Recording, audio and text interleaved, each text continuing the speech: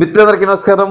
Radio Rambabu ఛానల్కి స్వాగతం. పాతాళ Bhairavi cinema వచ్చి మార్చి 15, 2026 నాటికి 70 సంవత్సరాలు పూర్తయ్యాయి. అంటే 1951లో మార్చి 15న పాతాళ భైరవి చిత్రం విడుదలైంది. ఈ సినిమా క్రెడిట్ ఎవరికి ఇవ్వాలి అనే అంశం నేను చివరికి చెప్తాను, కానీ మిగిలిన అంశాలు మాట్లాడుకుందాం. పాతాళ భైరవి రిలీజ్ అయినప్పుడు అప్పట్లో 10 నుంచి 15 కేంద్రాల్లో మాత్రమే తెలుగు సినిమాలు విడుదలవుతూ ఉండేవి.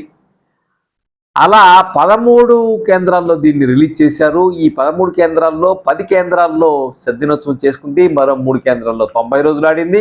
కానీ ఎప్పుడైతే సినిమాకి మంచి టాక్ వచ్చి, సినిమా వెంటనే హిట్ కాలేదు, సినిమా హిట్ టాక్ రావడానికి 2 వారాలు దాటింది. ఆ తర్వాత ఎప్పుడైతే హిట్ టాక్ వచ్చిందో నంబర్ ఆఫ్ ప్రింట్స్ పెంచుకుంటూ వెళ్ళారు. అప్పుడు ఓవరాల్గా 28 సెంటర్లో 100 రోజులు జరుపుకుంది. మరో క్రెడిట్ ఏమిటంటే పాతాళ భైరవి తెలుగు, తమిళ భాషల్లో తీశారు. ఫిబ్రవరి 1950లో షూటింగ్ మొదలు పెడితే ఫిబ్రవరి 1951లో కంప్లీట్ చేశారు.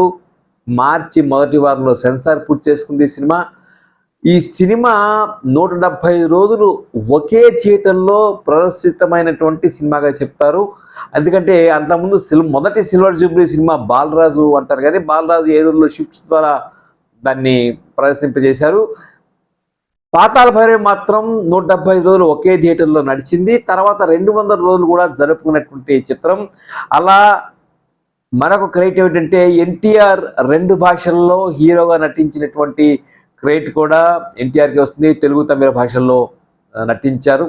ఇకపోతే ఈ సినిమా సంబంధించి కేవీ రెడ్డి, పింగళి వీరిద్దరు ద్వయం అంతకుముందు గుణసుందర్ తీశారు వాహిని వారికి.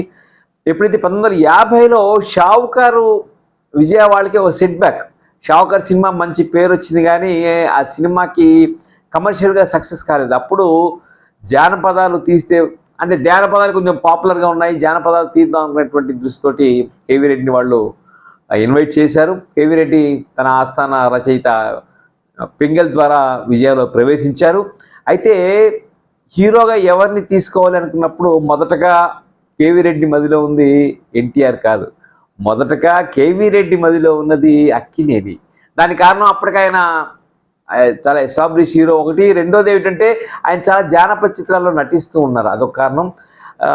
అక్కినేని హీరోగా, అలాగే నేపాల మాంత్రికుడిగా ముక్కామలు కానీ గోవిందరావు సుబ్బారావు కానీ పెడదాం అనుకున్నారు. అది మొదటి ఆలోచన. అయితే ఎన్టీఆర్ గారు ఆయన విజయ స్టూడియోస్కి 4 సినిమాల కాంట్రాక్ట్ ఉంది. ఆయనకి అప్పుడు చాలా ఎంత ఇచ్చాడు, ఒక 500 రూపాయలు పేమెంట్ ఆయనకి ఆ రోజుల్లో, బహుశా నెలకు పేమెంట్ అయింది. అయితే కేవీ రెడ్డి గారు వెంటనే ఒప్పుకోలేదు. యథాలాపంగా లేదంటే యాదృచ్ఛికంగా ఒకరోజు అప్పటికి ఎన్టీఆర్, ఏఎన్ఆర్ సంసారం వాళ్ళిద్దరు కలిసి నటిస్తున్నారు. ఆ సినిమా షూటింగ్లో ఇద్దరు కూడా ఎక్కడ ఒక విరామ సమయంలో టెన్నిస్ ఆడుతున్నారు. టెన్నిస్ ఆడుతుంటే ఎన్టీఆర్ అక్కినేని వాడుతుంటే కేవీ రెడ్డి గారు గమనించారు. వాళ్ళ ఆటం గమనించినప్పుడు వరుసగా 3 బాల్స్ ఎన్టీఆర్ మిస్ అయినప్పుడు 4వ బాల్ కొట్టడానికి ఆయన చేతిలో ఉన్న టెన్నిస్ ర్యాకెట్ 2 చేతితో పెట్టుకుని చాలా గట్టిగా కొట్టారు. ఆ గట్టిగా కొట్టడం బాల్ ఎక్కడో బయటికి పోయింది. అది సప్రస్తం ఎక్కడ పోయింది బాల్ అనేది. అది కేవీ రెడ్డి గారికి ఆ డిటర్మినేషన్ నచ్చి తోటరాముడి పాత్రకి ఎన్టీఆర్ఏ కరెక్ట్ అని చెప్పి అలా ఎన్టీఆర్ని తీసుకున్నారు. అయితే ఎప్పుడైతే ఎన్టీఆర్ తీసుకున్నప్పుడు ముక్కామల మరి మాంత్రికుడిగా పనికొస్తాడా లేదా అని ఆలోచించి, ఎట్లయితే అప్పటికి ఎన్టీఆర్కి పూర్తి స్టార్ స్టేటస్ లేదు కాబట్టి, ఎట్లయితే హీరో కొత్తవాడో, ఈ విలన్ పాత్ర వేసేది కూడా కొత్తవాడు, అన్నోన్ ఫేస్ అయితే బాగుంటుంది అనుకున్నప్పుడు, అప్పటికి ఎస్వీఆర్ గారు నిజానికి షావుకార్లో సున్నం రంగడిగా నటించారు. ఆయన వరుదిని సినిమాలో హీరోగా నటించిన ఆ సినిమా పెద్ద ఆడలేదు. దాంతో ఎస్వీఆర్ గారికి మేకప్ చేసి టెస్ట్ చేసి చూశారు. అయితే ఎస్వీఆర్ గారికి అప్పటికే షేక్స్పియర్ నాటకాలు ఆడినటువంటి ఒక పేరుంది. సో దాంతో ఆయన ఈ షేక్స్పియర్ నాటకంలో షైలాగ్ పాత్ర ఇంచుమించుగా డ్రెస్సింగ్ కానీ మాట తీరు కానీ అంతా కూడా ఆ షైలాగ్ పాత్రను పోలి ఉంటుంది. ఆయన అప్పటికే షైలాగ్ డైలాగ్స్ చెప్పడంతో ఆయన ఒక ప్రాక్టీస్ చేసి నటుడు, మెథడ్ యాక్టర్ కాబట్టి ఆయన అలా ఆ పాత్ర ఆయనకి వెళ్ళింది. ఇక మిగిలిన పాత్రలో అసలు కథ ఎవరి కథ అంటే రెండు చెప్తారు. ఒకటి అల్లావుద్దీన్ అద్భుత దీపం కథని కొంత మధుర సుబ్బన్న పంతులు కాశీ మజిలీ కథ కొంత ఈ 2 కలిపి ఈ కథని పింగళి తయారు చేశారని చెప్తారు. ఇక స్క్రిప్ట్ వచ్చేసేప్పుడు స్క్రీన్ ప్లే వచ్చేసి కేవీ రెడ్డి గారు, కమలాకర్ కామేశ్వరరావు గారు వాళ్ళిద్దరు కలిసి తయారు చేశారు. కేవీ రెడ్డి గారు, కమలాకర్ కామేశ్వరరావు గారు వాళ్ళిద్దరూ ఒకే రూమ్లో ఉండేవాళ్ళు. వాళ్ళిద్దరూ చాలా ఆప్తులు. ఒకళ్ళు ముందు డైరెక్షన్ వస్తే రెండో వాళ్ళకి అవకాశం ఇవ్వాలని చెప్పి కేవీ రెడ్డి ప్రతిపాదించి తర్వాత నిజంగానే కమలాకర్ కామేశ్వరరావు గారికి దర్శకత్వ ఛాన్సెస్ కూడా కేవీ రెడ్డి గారి వల్లనే వచ్చాయి. అయితే ఇప్పుడు మాటలు పాటలు పింగళి నిర్వహించారు. హీరోయిన్గా భక్త పోతన చిత్రంలో శ్రీనాథుడు కూతురుగా నటించేటువంటి మాలతిని తీసుకున్నారు. ఈ సినిమాలో నిజంగా నాకు ఎందుకు ఆవిడ మైనస్ ఏమో అని చెప్పి నాకు అనిపించింది. తర్వాత చిత్రాల్లో ఎన్టీఆర్కి ఆవిడ తల్లిగా నటించారు. ఇక మిగిలిన పాత్రలు మనం చూస్తే రాజుగారి బావమరిది, ఈ ఉజ్జయిని రాజు, ఆయనకు బావమరిది, ఆ బావమరిది సెక్యూరిటీ పాత్ర లాంటిది రేలంగా అద్భుతంగా పోషించారు. రాజుగా సిఎస్ఆర్, ఇక అంటే అన్నీ తెలిసి ఏమీ తెలియనట్టుగా ఉండేటువంటి రాజుగా సిఎస్ఆర్ నటించారు. ఇలా పాతాళ భైరవి కాస్టింగ్ అద్భుతంగా కుదిరింది. ఘంటసాల అద్భుతంగా మాస్టర్ మ్యూజిక్ ఇచ్చారు. ఈ సినిమా కోసమే హ్యామండ్ ఆర్గాన్ తెప్పించారు జర్మనీ నుంచి. అందుకనే మీరు ఈ సినిమా మ్యూజిక్ వినండి, బ్యాక్గ్రౌండ్ మ్యూజిక్ కానీ పాటల్లో కానీ ఆ ఆర్గాన్ మ్యూజిక్ స్పెషల్గా కనిపిస్తుంది. మాస్టర్ వేణు దాన్ని ప్లే చేసేవారు. సంగీతం అద్భుతంగా ఘంటసాల ఇచ్చారు. కలవరమాయే మదిలో కానీ, ప్రేమ కోసమే వలలో పడిన పాపం పసివాడు కానీ, ఎంత కాటు ప్రేమయో కానీ, వినవే బాల నా ప్రేమ గోళ అనేటువంటి రేలంగి పాడిన పాట కానీ, ఇంకా ఒక 3 పాటలు ఉన్నాయి. ప్రతి పాట కూడా బ్రహ్మాండంగా నడిచింది. ఈ సినిమా హిట్ అయిన తర్వాత 2 భాషల్లో జమినీ వాసన్ దీని డబ్బింగ్ రైట్స్ హిందీలో తీసుకుని ఆయన 2 పాటల్ని కలర్లో రీషూట్ చేసి మళ్ళీ దాన్ని రిలీజ్ చేశారు. అలా హిందీలో కూడా హిట్ అయినటువంటి సినిమాగా మనకి పాతాళ భైరవి నిలిచిపోతుంది.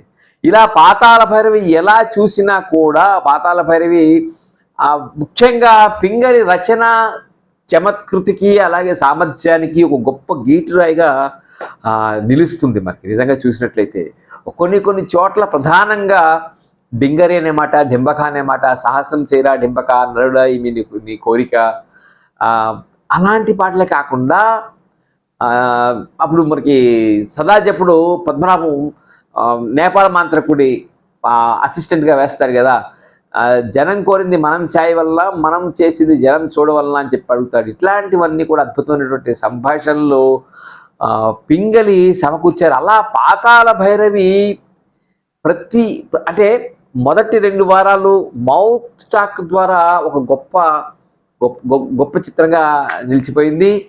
అలాగే వగలోయ్ వగలైనటువంటి పాట గురించి చెప్తారు. క్విక రంగారావు గారు మాట అంటారు, ఈ పాటలో ట్యూన్ ఎంత ముఖ్యమో సాహిత్యం ఎంత ముఖ్యమో అందులో అభినయం కూడా అద్భుతంగా ఉంటుంది. ఇది మనకి మల్లీశ్వరి సినిమాలో కనిపిస్తుంది, మళ్ళీ ఈ సినిమాలో కనిపిస్తుంది.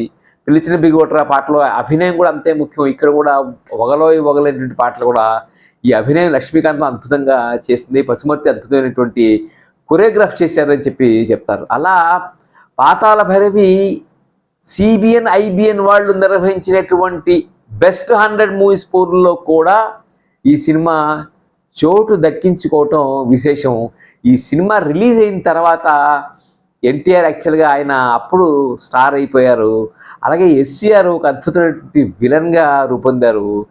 ఒక విధంగా చెప్పాలంటే ఇప్పుడు ఎవరు ఈ సినిమా క్రియేట్ అంటే ఈ సినిమా క్రియేట్ అందరిది ఒక విధంగా చెప్పాలంటే. ఎందుకంటే ప్రధాన పాత్రల పరంగా చూస్తే మనకి నేపాల మాంత్రికుడే ప్రధాన పాత్ర. అతని చుట్టే కథ తిరుగుతుంది మొత్తం అంతా. తోటరాముడి అంతా తన కోరికలు తెచ్చుకోవడం ఇవన్నీ ఉంటాయి, కానీ ప్రధానంగా కనిపించేటువంటి పాత్ర మనకి నేపాల మాంత్రికుడి పాత్ర.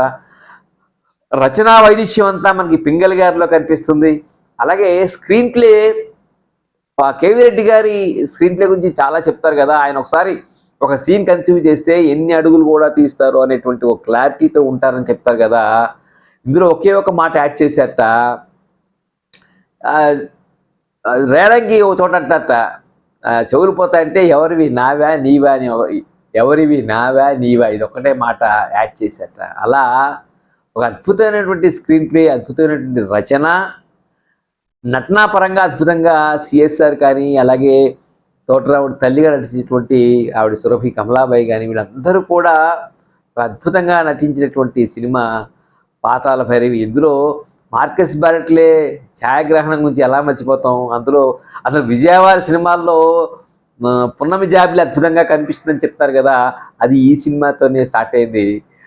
అది ఎలా తీశారు ఇవన్నీ కూడా, అంటే ఈ గ్రాఫిక్స్ లేవు ఏమీ లేవు, కేవలం ట్రిక్ ఫోటోగ్రఫీ ఏం చేశారో తెలియదు, అద్భుతంగా తీసినటువంటి సన్నివేశాలన్నీ, అంటే ఒక మహలు గాల్లో తేలటం కానీ అలాంటి ఎన్నో వింతలు మనకి కనిపిస్తాయి కదా.